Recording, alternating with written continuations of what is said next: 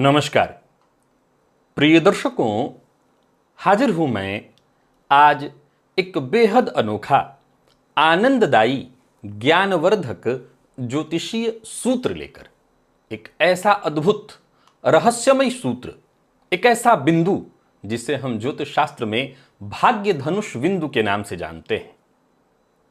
आपने कुछ लोगों को देखा होगा जो जीवन में अचानक अपार समृद्धि, सफलता हासिल कर लेते हैं। कैसे? क्योंकि कई बार हमें देखने में ऐसा मिलता है कि उनकी जन्म कुंडली का नवम भाव यानी भाग्य भाव इतना भी बली नहीं है, फिर भी इतनी अपार समृद्धि और सफलता कैसे? इसे पता लगाया जा सकता है भाग्य धनुष बिंदु के माध्यम से। आज इसी विषय पर हमारी चर्चा है। मैं एक बात तो बता दूं, यह आपको आनंद देने वाला है, यह आपके ज्ञान में वृद्धि करने वाला विषय है। आशा करता हूं आज से पूर्व आपको यह विषय किसी ने न बताया हो, और बताया भी हो तो चलिए आप इसको दोहरा लीजिएगा और अपनी जन्म कुंडली पर ही इसे एक बार देख लीजिए। प्रिय दर्शकों, ये भाग्य धनुष बिंदु इस बात की सूचना देता है कि जातक को जीवन काल में उसके भाग्य का साथ कितना मिलेगा, उसे अप्रत्याशित सफलता कितनी मिलेगी, क्या कल्पना से ज्यादा आगे वो जा सकता है। और यह भाग्य धनुष बिंदु हमें पता कैसे चलता है?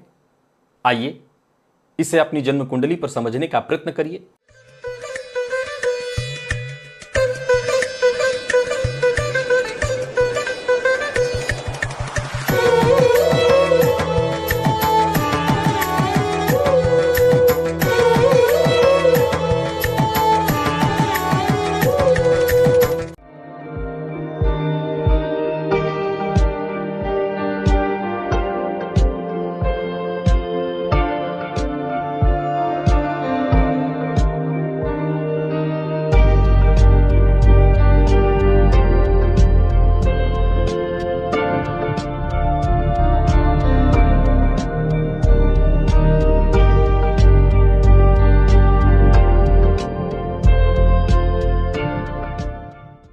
प्रिय दर्शकों, भाग्य धनुष बिंदु की जो गणना है वो आपकी कुंडली के नवम भाव से है।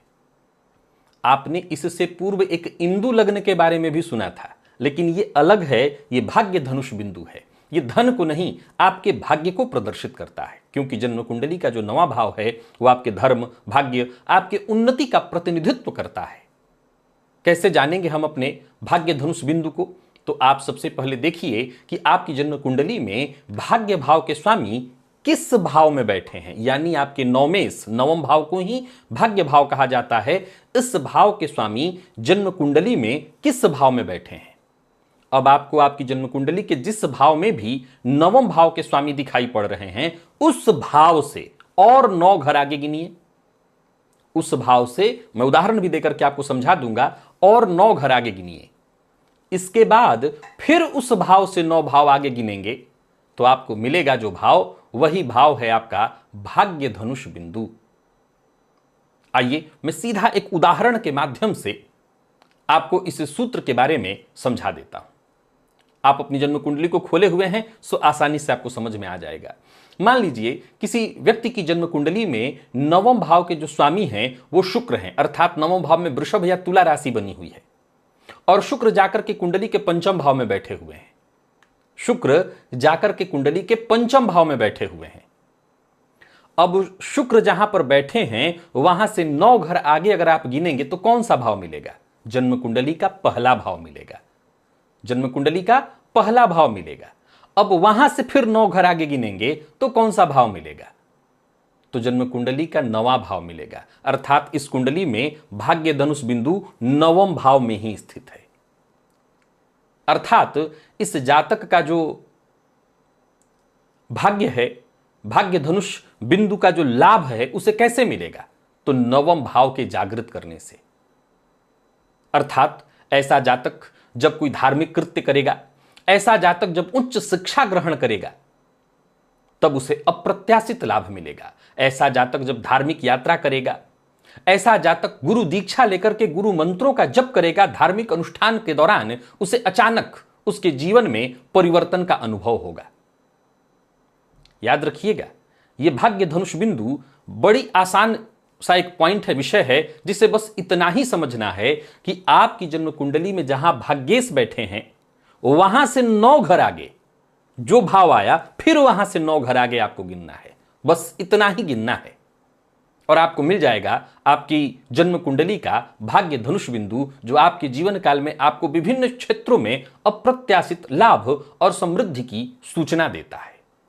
प्रिय दर्शकों, यह भाग्य धनुष बिंदु केवल भौतिक लाभ नहीं, वरन सामाजिक प्रतिष्ठा, सम्मान और यहां तक कि अगर भाग्य धनुष बिंदु जहां आपको प्राप्त हो रहा है वहीं पर अगर कोई शुभ ग्रह बैठे दिखाई पड़े, एक उदाहरण से देखिए, तो मैंने जो अभी आपको एक उदाहरण दिया कि वृषभ या तुला राशि बनी हुई है आपकी जन्म कुंडली के नवम में और शुक्र भाग्येश बनकर के पंचम में बैठे हैं, तो वहां से 9 घर आगे आप गिनेंगे तो जन्म कुंडली का लग्न मिलेगा और वहां से 9 घर आगे गिनेंगे तो पुनः जन्म कुंडली का नवम भाव ही मिलेगा। अब मान लीजिए इसी स्थिति में नवम भाव में यदि देवगुरु बृहस्पति जातक की कुंडली में बैठे हुए हों तो इसका मतलब बड़ा ही अद्भुत निकल करके आता है कि इस जातक का पहले तो भाग्य धनुष बिंदु उसकी जन्म कुंडली के नवम भाव में स्थित है, अर्थात भाग्य भाव में स्थित है, और भाग्य भाव में ही यदि भाग्य कारक बैठे हुए हैं तो ऐसे जातक की तो जिंदगी बुलंद ही है।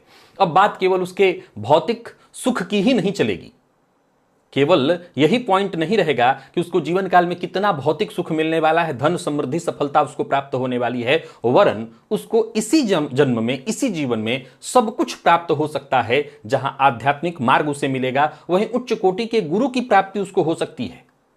यहां बैठे देवगुरु की दृष्टि लग्न पर होगी और साथ ही साथ भाग्येश पर भी होगी। सो आप समझ सकते हैं कि ऐसी स्थिति में भाग्य धनुष बिंदु का इस पॉइंट पर वहां पर गुरु का होना कितनी अद्भुत बात की चर्चा कर रहा है। अब इस बात को जरा और ध्यान से सुनने और समझने का प्रयत्न करिए कि मान लीजिए इसी भाव में पाप ग्रह बैठे हों, तो ज्योतिष शास्त्र के मर्मज्ञ कहते हैं कि ये इस बात की सूचना है, वैसे तो शुभ ग्रह के होने से जातक को धन संपत्ति प्रतिष्ठा पद सब कुछ आसानी से प्राप्त हो जाता है, लेकिन वहीं पर यदि पाप ग्रह बैठे हैं तो पाप ग्रह इस बात की सूचना देते हैं कि आपको विशेष संघर्ष करने की आवश्यकता है। वो ये नहीं कहते कि आपको नहीं मिलेगा। शुभ ग्रह और पाप ग्रह में यही भेद है। इस भाग्य धनुष बिंदु सिद्धांत को जरा ध्यान से समझ लीजिएगा कि यदि नवम भाव में, अब मान लीजिए कोई ग्रह नहीं तो कोई बात नहीं, यदि इस सिद्धांत को ऐसे आप समझ लीजिए कि हमने शुक्र से 9 घर आगे गिना, लग्न आया, लग्न से 9 घर आगे हमने गिना, भाग्य आया। अब मान लीजिए मैं भाग्य में देवगुरु बृहस्पति की चर्चा करके बता चुका हूं, अभी एक पापक ग्रह का भी उदाहरण दे देता हूं, लेकिन मान लीजिए कि उस भाव में कोई ग्रह ही नहीं है, तब तो कैसा होगा जातक का भाग्य? क्या उसको अप्रत्याशित सफलता मिलेगी? तो ज्योतिष शास्त्र के मर्मज्ञ कहते हैं यह कमजोर स्थिति है। क्या कहते हैं? यह कमजोर स्थिति है। लेकिन बात यहीं खत्म नहीं हुई। अगर उस भाव पर यानी 9 मेष से 9 घर आगे और पुनः 9 घर आगे जो भाव मिला, वो भाव अगर खाली है तब तो वो अप्रत्याशित जिस सफलता की मैं चर्चा आपको सुना रहा हूं वो तो नहीं मिल सकता। अब मान लिया जाए वो भाव ही सुप्त है, तो फिर जन्म कुंडली का नवम भाव कितना भी बलवान क्यों ना हो, आपने सदैव सुना है कि भाई कुंडली तो नवम भाव बहुत अच्छा है पर लाभ ही नहीं मिल रहा है, तो कहीं ना कहीं आपको संघर्ष देखने को मिलेगा। लेकिन मान लीजिए कि यदि उस भाव पर देवगुरु की दृष्टि पड़ रही है, शुभ ग्रह की दृष्टि पड़ रही है, या उस भाव के भावपति की दृष्टि पड़ रही है, अथवा उस भाव के भावपति उच्चादि राशियों में अपने बैठे हुए हैं, शुभ ग्रह अथवा भाग्यकारक देवगुरु बृहस्पति से युति बनाए हुए हैं, अथवा वो स्वयं देवगुरु बृहस्पति हैं और केंद्र त्रिकोण में जाकर के बैठे हुए हैं, तो ऐसी स्थिति में भी जातक को लाभ मिलेगा, अप्रत्याशित लाभ मिलेगा। अब एक उदाहरण और मैं आपको दे रहा था कि मान लीजिए कि भाग्य धनुष बिंदु पर यदि कोई पापक ग्रह बैठा है, जैसे एक उदाहरण से देखिए कि इसी नवम भाव में यानी जहां वृषभ और तुला राशि है वहां पर अगर शनिदेव आकर के बैठे हैं, अब ये पापक ग्रह हो गए, लेकिन अगर ये शनिदेव यहां बैठे हैं तो ये इस बात की सूचना दे रहे हैं कि ऐसे जातक को करियर में सफलता तो जबरदस्त मिलेगी, दीर्घकालिक मिलेगी, लेकिन इसको सामान्य से कहीं अधिक परिश्रम और पुरुषार्थ करना पड़ेगा, तब जाकर के जीवन काल में ये उस ऊंचाई पर, उस पॉइंट पर पहुंच पाएगा, उस बिंदु को वो छू सकेगा जिसे हम भाग्य धनुष बिंदु कहते हैं।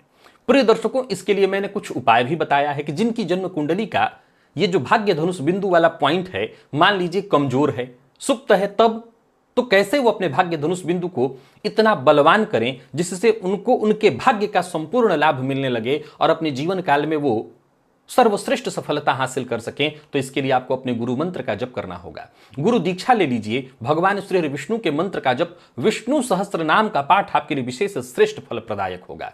धर्मादि कृत्यों में सहयोगी होना, धर्मादि कृत्य करना आपके लिए विशेष लाभप्रद होगा। साथ ही साथ अपने इस भाव को जागृत करने के लिए आप गुरुवार का व्रत भी कर सकते हैं, तीर्थ यात्रा भी कर सकते हैं। माता पिता गुरु इनका सम्मान करके भी आप अपने धनुष, भाग्य धनुष बिंदु वाले पॉइंट को जागृत कर सकते हैं और अपने जीवन काल में सब कुछ हासिल कर सकते हैं, विशेष सफलता हासिल कर सकते हैं। आशा करता हूं ये सिद्धांत, ये सूत्र आपको मुंह जबानी याद हो गया होगा। उदाहरण जो दिया था उससे और आसानी से आपको मिल जाना चाहिए। अब यही बात एक उदाहरण से और समझ ली कि मान लीजिए हमारा भाग्य धनुष बिंदु जो है अष्टम में मिल रहा है, षष्ठ में मिल रहा है या द्वादश में मिल रहा है। द्वादश में मिल रहा है तब तो विचारणीय नहीं है, वो ज्यादा साधना का भाव है। लेकिन अष्टम में भी मिल रहा है तो ये इसी बात की सूचना है कि आपको गुप्त साधनाएं करनी होगी। साधनाओं के माध्यम से आपका भाग्य धनुष बिंदु जागृत होगा। 12वें में है तो परोपकार से आपका भाग्य धनुष बिंदु जागृत होगा। षष्ठ में है तो रिस्क से, संघर्ष से आपका भाग्य धनुष बिंदु जागृत होगा। बाकी भाग्य धनुष बिंदु को जागृत करने के लिए जो उपाय मैंने बताए हैं वो कोई भी कर सकता है। उसको करके आप अपने इस पॉइंट को जागृत कर सकते हैं और अपने जीवन को सुखद बना सकते हैं। आज के लिए बस इतना ही, इजाजत दीजिए और अपनी कुंडली पर इस सूत्र को लागू करिए। कमेंट में अवश्य बताइए कि कौन सा भाग्य धनुष बिंदु वाला आपकी कुंडली का पॉइंट है और वो जागृत है या सुप्त है। नमस्कार।